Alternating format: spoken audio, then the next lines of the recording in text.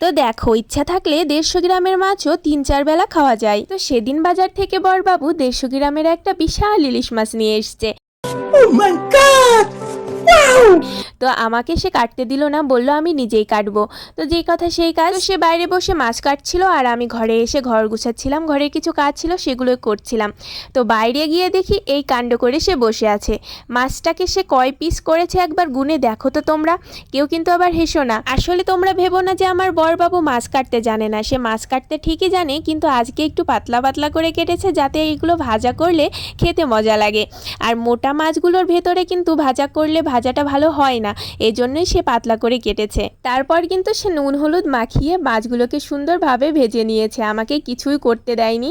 মাঝে মাঝে সে এই কাণ্ডগুলোই করে, আমাকে তেমন কিছুই করতে দেয় না, সে নিজেই সব কিছু করে। তার এতেই নাকি খুব আনন্দ লাগে, আর এতে আমিও কিছু বলি না, আমারও একটু রেস্ট হয়ে যায়, আমার তো সুবিধাই হয়। সে আমার অনেক কাজে হেল্প করে।